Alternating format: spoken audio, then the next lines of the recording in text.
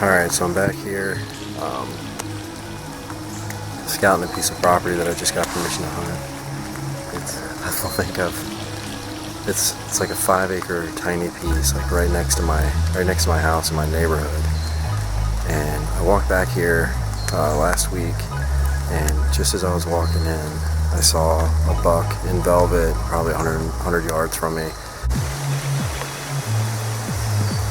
Just as I got in there, and it's just the perfect spot for a bedding area for bucks, does, everything. I had a trail camera back here. There's a deer blowing at me right now. I mean, it's just steady blowing. I mean, I don't know what it's doing. It's sitting here, it's blowing, not moving, but there it goes. I'm gonna see if maybe I can sneak up here real quick. Bear with me.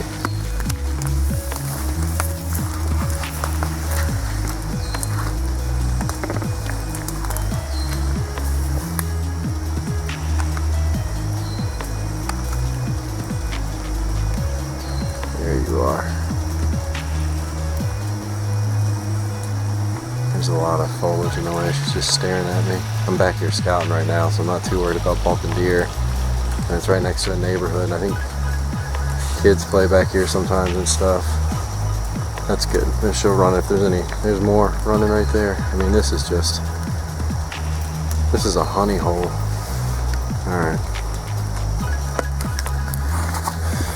Alright, so I'm just gonna start walking back here. I mean, I don't even know why I'm scouting it at this point, because I've seen bucks, I've seen does. So I don't really count on seeing too much in the way of deer. I think she was standing like right here in this spot, and I just walked up. I mean, I just walked in the woods and opened my bag, and she started blowing. She stood there and blew at me for a hot minute. This is like snake heaven back here. I think this is right where she was standing. I don't know if you can see how all that's like kind of bedded down there. It's all a little bit different. It's like, but you can see all this stuff here. It's just nasty. Nasty, nasty. Oh yeah. See, I think they're bedded right here, and this is a bed. So here's a bed. You can see the grass all laid down. Yeah, they've been eating that, so you can see this has been nipped off at the top. All this stuff's been eaten down. I mean, this. Oh. But anyway, like I was saying, I moved here last year. I didn't really have a lot of places to hunt, so I hunted some public land and had some success there. And but it's always nice to have that little private spot, that little kind of. There we go. It's a new camera, still getting used to it. To get, just have that nice little private spots where you're the only one there, and you kind of have a little more control.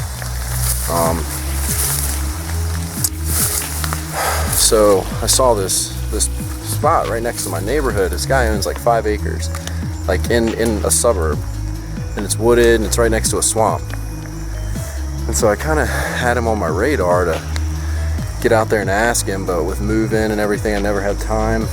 And so I basically procrastinated, never did it. And then finally, this year, about 10 days ago, I just went and asked him if I could hunt it. And he was the nicest man in the world. And he said yes. I got written permission from him. There's a sheet on Virginia's website for game and fisheries that they'll you print it off, and it basically releases him of all liability. And so he signed all that, so I'm perfectly legal. And man, I've been back here twice, and I've seen deer every single time. And that could change in the winter, but I doubt it, because what I did notice last year is that when the oaks start dropping in the neighborhood, the deer are in the neighborhood eating all the acorns. And so I think that this could be a good early season spot, and this is a bedding area, so wherever else they're eating, if they're eating somewhere off the property the opposite direction of the neighborhood, then it'd be a good morning spot, catch them coming back to their bedding. So I'm gonna try to go see if I can find some more beds. I'm just gonna keep the camera rolling. Looks like here's a trail right here.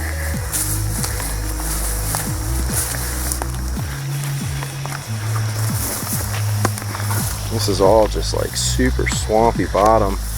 But he said, I talked to the landowner, and he was telling me that there's a hill that goes up to his house, clearly, because his house isn't underwater.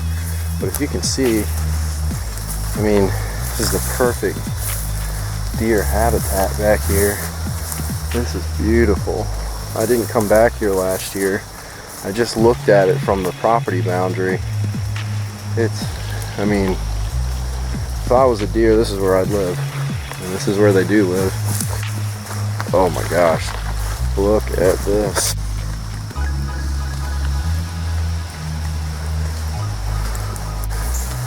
It hasn't been pressured.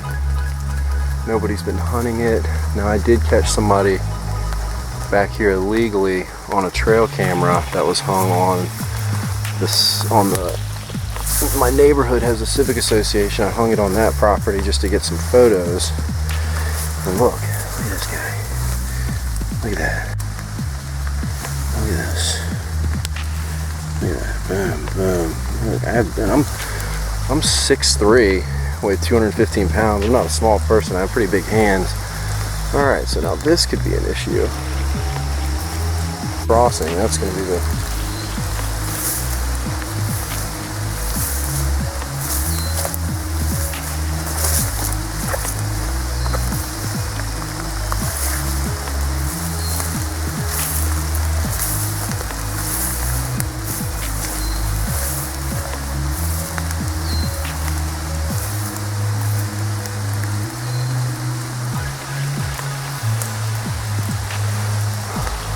I think they're going that way.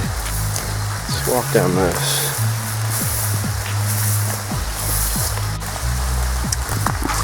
It's starting to rain pretty good, so I'm gonna have to be right back. Alright, so as you can tell, I'm back here in my garage. The rain never really let up, so I couldn't get my camera gear back out. But I hung the trail cam pretty much on that first track that you saw. In that darker mud. There was a bunch of other tracks through there, and there was a good tree, and I could kind of just face it going up that trail. So hopefully I can get a bunch of, get some pictures. Anyway, there's a couple of things I wanted to wrap up and address from the video just to make sure we're all on the same page. First, when I mentioned that kids play back there, I just want to let everybody know that I'm just going to be bow hunting. So I'm not going to be shooting guns or rifles or anything like that on a 5-acre piece in a neighborhood. I just don't think that's smart. So I'm going to be bow hunting, and I'm only going to be bow hunting from the tree. I'm not going to do any ground hunting or anything, just out of safety concerns. You can also see really well back there, so I don't really foresee any issues with that. Any kids come around, clearly I'm going to do the right thing and be safe. And so that's going to be a non-issue. Secondly, I want to talk about when I ran into that creek, I said, well, I don't think the deer are going that way. Going back and looking at the video, I'm actually wrong. The deer actually did go that way, and I think that's probably where they're crossing, because I traveled further up the creek, and there was just no way that anything was getting across there, and there were no paths. So I need to go back and explore the bottom side of that creek closer to the dam to see where they're crossing, and then that's going to be a big indicator of where I can set up stands, things like that.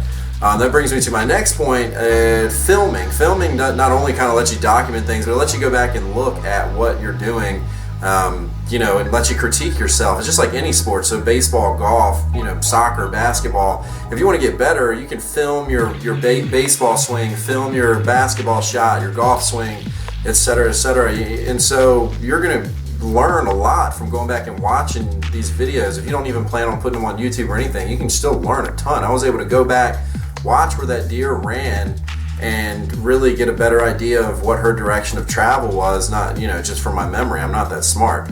My next point is the poacher. So last year I saw that poacher on camera, and I asked around to see if anybody had permission from the neighborhood. There's a couple of little pockets of hunting. Nobody knew anything. It was late January. The guy was carrying a muzzleloader, what looked like a muzzleloader, and also what looked like a rifle. and he wasn't wearing any blaze orange. And in Virginia, if you're gun hunting, you got to have blaze orange on, especially that late in the season. He wasn't wearing anything like that, and he was not on property he was supposed to be on.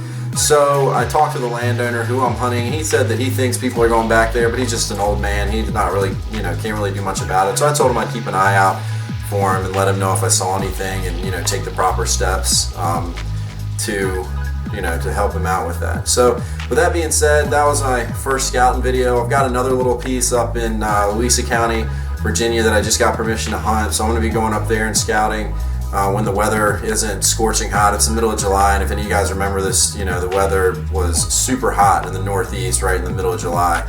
So I've been kind of avoiding going out there. Anyway, if you like it, hit subscribe. If not, that's cool too. Do whatever you want. Talk to you guys later. Thanks.